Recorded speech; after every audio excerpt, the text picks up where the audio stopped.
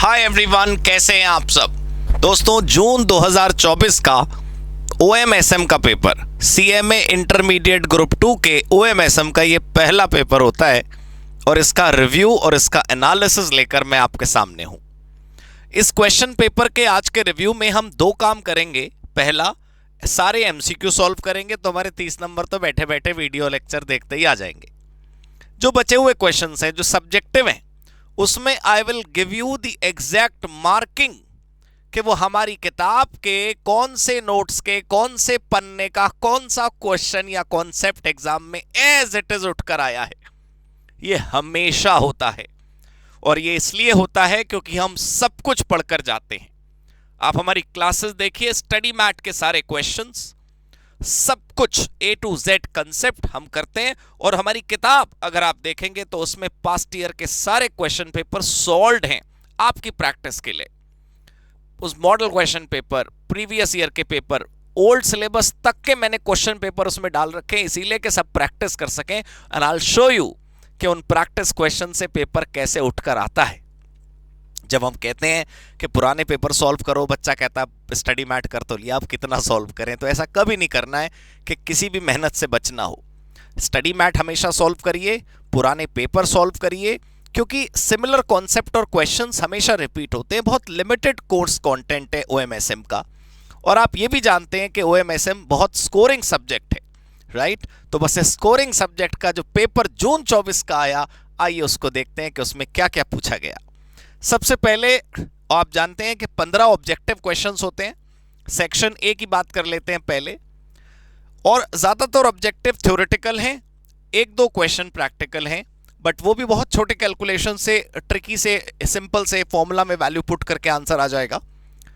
Let's consider an example. अब वो line ऐसी लिखते हैं कि आपको लगेगा पता नहीं कितना भारी, क्या पूछ लिया उन्होंने हमसे। Let's consider an example of a product manufacturing company who is aware that it needs to produce the product। उसे पता है कि प्रोडक्ट बनाने हैं, वो तो बना नहीं है। One of the important aspect involved in the operational planning which is related to the question how much to produce। कितना प्रोड्यूस करें, ये कैसे पता चलता है? फोरकास्टिंग से, राइट। तो आंसर इज डिमांड फोरकास्टिंग। बाकी सिमिलर ऑप्शंस, एग्रीगेट प्लानिंग लग सकता है बच्चे को, प्रोसेस लेआउट, क्वालिटी मैनेजमेंट। देखो, लेआउट और क्वालिटी मैनेजमेंट तो दूर दूर तक आपको कंफ्यूज नहीं करेगा। हम जब भी ऑब्जेक्टिव क्वेश्चंस करें ना पेपर में, तो कॉन्सेप्ट याद करने से पहले एक्सक्लूड करें उन ऑप्शंस को जो बिल्कुल नहीं हो सकते।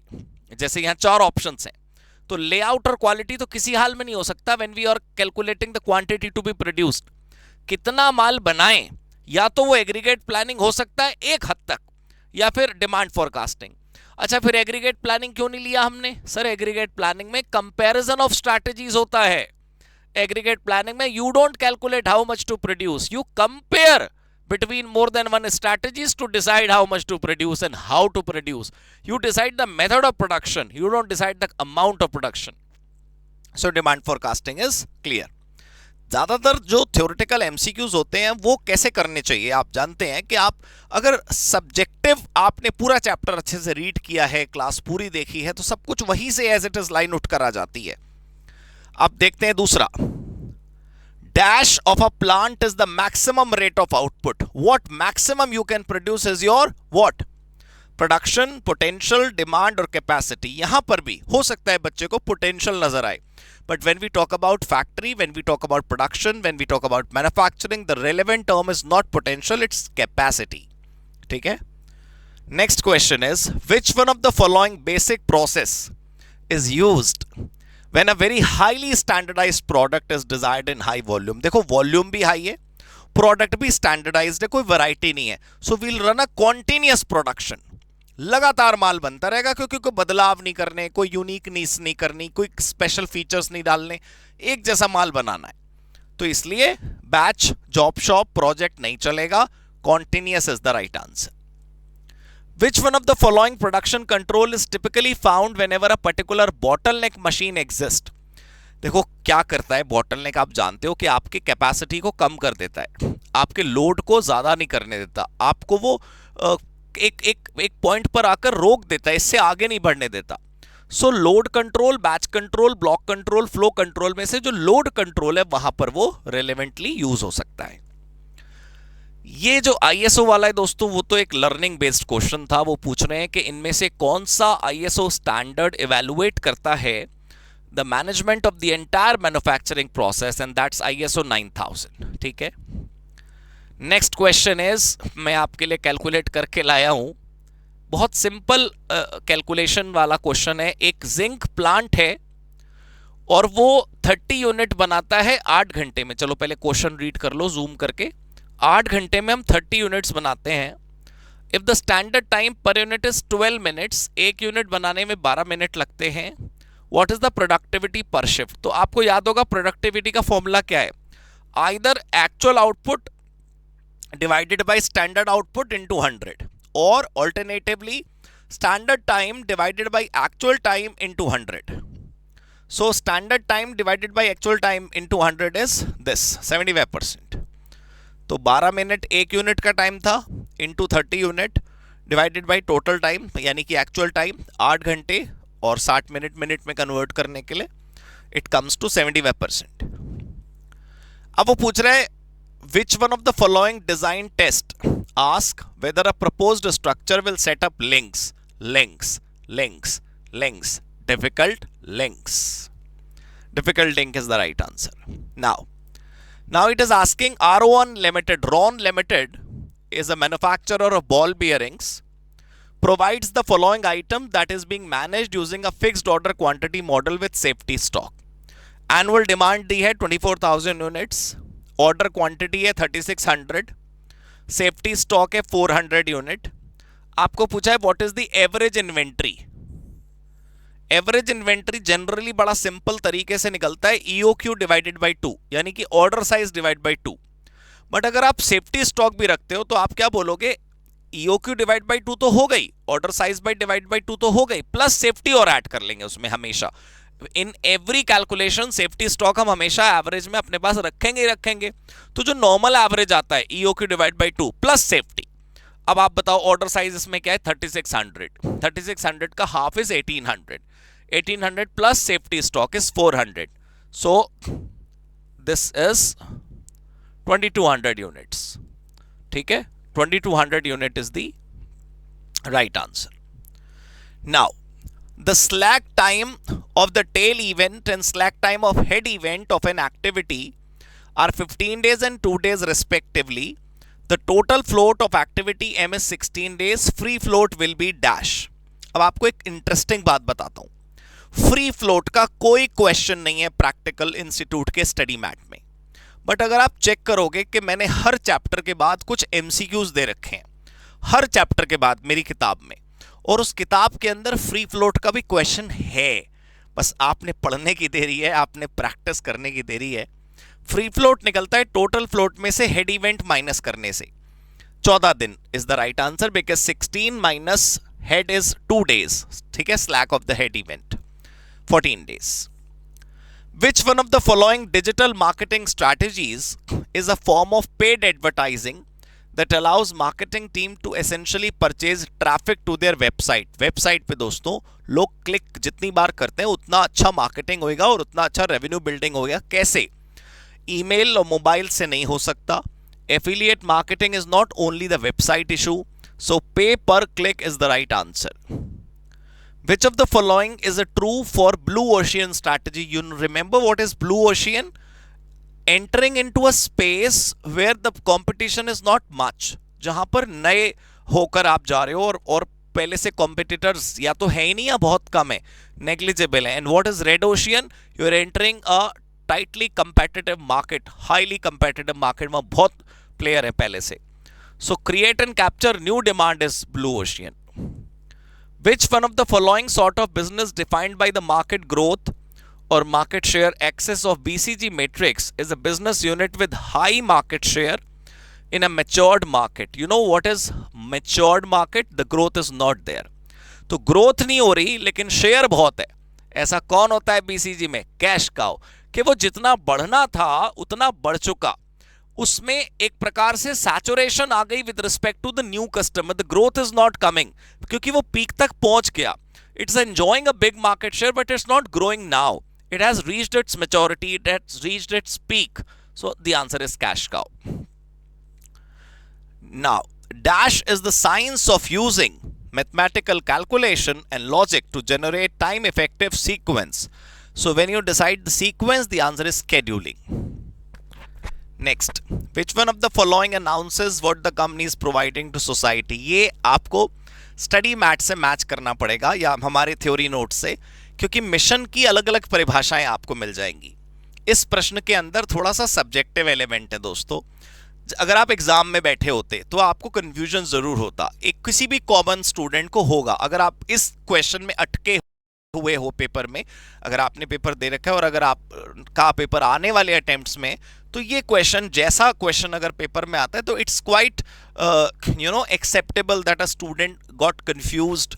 Which one of the following announces what the company is providing to society, either a service or a product? वैसे लॉजिक देखोगे तो मिशन की डेफिनेशन ये थी, what do you do? What do you do is whether you provide goods or you provide service. Answer is mission. Concept wise matching है, but ऐसे subjective questions में बच्चे को थोड़ा बहुत कंफ्यूजन हो जाता है, विच इज ओके. पेपर में 100 on 100 नहीं लाने, 90 में भी तुम मास्टर के लाओगे, 80 में भी, 70 में भी, 60 में भी. ठीक है. Which one of the following type of cloud computing is a distribution model that delivers software applications over the internet? देखो, जब आप सॉफ्टवेयर बाय करते हो तो एक तरीका तो ये होता है जहां पर आप सॉफ्टवेयर पूरा का पूरा पेमेंट करके वन टाइम परचेस करते हो, फिर उसके बाद आपको दोबारा कोई पेमेंट नहीं करनी पड़ती. But nowadays we have a subscription based model which is called software as a service, SaaS, right? तो बधाई आप सबको, अब हो चुका पार्ट ए क्लियर. अब पार्ट बी में तुम देखना, तुम्हारी आंखों में रोशनी बढ़ जाएगी, तुम्हारी आंखों में चमक बढ़ जाएगी.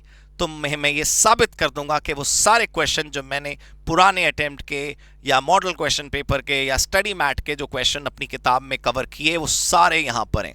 राइट. मैं आपको याद दिला दूं कि मैंने आपको कहा था कि पास्ट ईयर के सारे पेपर्स आपने प्रैक्टिस करने हैं, इसीलिए मैंने उनको अपनी बुक में कवर किया ताकि आपको कहीं और ढूंढने जाना ना पड़े, कहीं से डाउनलोड करना ना पड़े, आपको प्रिंटेड वर्जन में एक जगह मिल जाए. And we created history again. Every question was from the content we gave you, right? देखो, पहला क्वेश्चन है, पहले एक कोटेशन लिखते हैं ये प्यारी सी, फिर क्वेश्चन कुछ और पूछ रहे होते हैं, ध्यान लगाकर देखो. Context, summarise the said features. आपको बताना है आज के प्रोडक्शन सिस्टम के फीचर्स क्या हैं. तो the question is from page number 381, question number 2A, and similar question was asked in June 2023 old syllabus. June 2023 का जो ओल्ड सिलेबस वाला, तुम्हारा नहीं, ओल्ड वाला जो पेपर आया था उसका सेम क्वेश्चन है. उसके बाद, कस्टमर्स पे for the product that best fulfil there requirements and provide them the desired value. In this context append the characteristics of a good product design. आपको बताना है प्रोडक्ट डिजाइन, गुड डिजाइन के features क्या हैं. It is on page number 77, chapter number 3. Now, production control involves the various functions. In accordance with this line, align these set functions. आपको function समझाने हैं production control के, page number 95, chapter number 4, and these page numbers are of my book, right? Not of the study material. यकीनन उसके अंदर तो होंगे ये सारे टॉपिक्स, बट हम अपनी बात बताने आए हैं. ठीक है. अगला प्रश्न, प्रैक्टिकल. दोस्तों, ये क्वेश्चन है, question number 3B is of demand forecasting. और इसमें अच्छी बात यह है, इसमें अच्छी नहीं कहना चाहिए, इसमें क्रिटिकल बात यह है कि रनिंग सीरीज नहीं है ईयर की. जनरली डिमांड फोरकास्टिंग का क्वेश्चन इजी सा कौन सा होता है, जिसमें 2015, 16, 17, 18, 19 ऐसे लिखा होता है. 15 के बाद 16 गायब है, 17 के बाद 18 गायब है, 19 के बाद भाई साहब 20 गायब है, 21 के बाद भाई साहब 22 गायब है, और 23 के बाद सीधे पूछा है इन्होंने कैलकुलेशन में 2028 का. Exact similar question is present in my book, which you may or may not have practiced. पता नहीं आपने किया कि नहीं किया. जिनका अटेम्प्ट्स अब आगे है वो जरूर ये शिक्षा लें. Question number 2B, page number 381, and the similar question, I should say the same question, year तो यार सीरीज में अलग होंगे ही, जून 2023 ओल्ड में सिमिलर क्वेश्चन पेपर में आया हुआ है. Now we have the question of assignment. यहां पर there is a book store, emporium, 4 salesmen are there and 4 counters are there, you need to calculate the minimum service time, यानी कि assignment है minimisation वाला। पेज नंबर 355 पर आप जाइए मेरी किताब में, क्वेश्चन नंबर 4A, या फिर जून 2018 ओल्ड स्कीम का पेपर आप उठा के देख लीजिए, आपको मिल जाएगा, सेम क्वेश्चन है, ठीक है।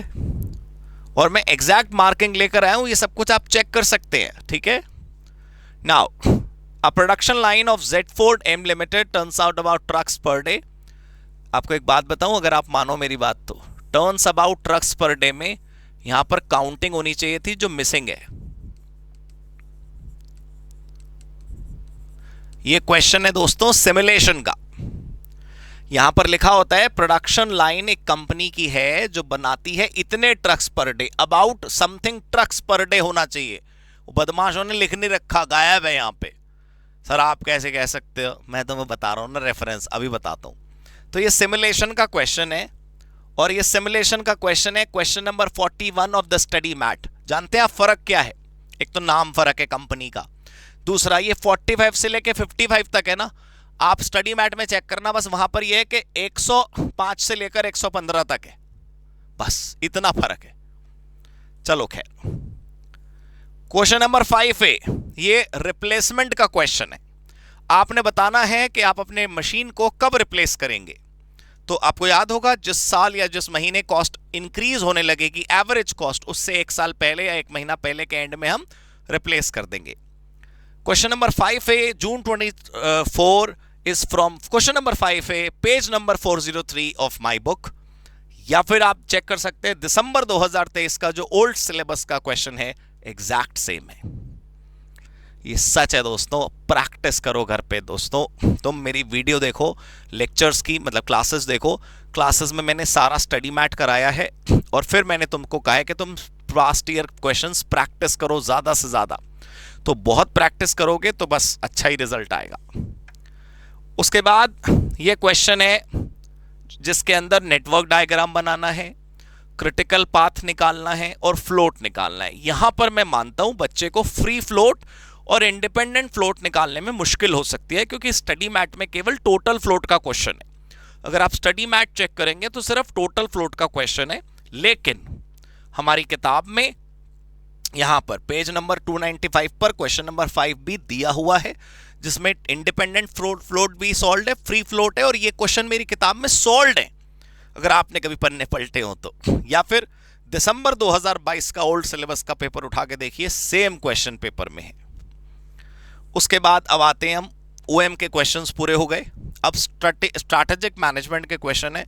आपको मैं याद दिला दूं कि मैंने अपनी क्लासेस में स्ट्रैटेजिक मैनेजमेंट को अलग अलग कॉन्सेप्ट में डिवाइड किया है। चारों चैप्टर्स को छोटे छोटे कॉन्सेप्ट में मैंने डिस्ट्रीब्यूट करा है, और हर कॉन्सेप्ट को एक मैंने क्वेश्चन नंबर असाइन किया हुआ है, राइट। एग्जैक्ट सेम डिट्टो प्रश्न पेपर में आपके लिए आए। देखिए, स्ट्रैटेजिक मैनेजमेंट के ऑब्जेक्टिव्स बताने हैं आपको क्वेश्चन नंबर 6A में, question number 40 page number 189 of my book. Then different types of digital marketing strategy, any 7, question number 27 page number 281 of my book. Then they are asking about pestle framework, question number 3 of page number 216 of my book. Then they are asking question number 7B, techniques to improve strategic decision making, how to improve the strategic decision making, question number 40 page number 233 of my book. उसके बाद question number 8A में वो पूछ रहा है 7 of the 9 design test. Design test दिए हुए हैं, कौन सा स्ट्रक्चर हमारी कंपनी के लिए अच्छा होगा।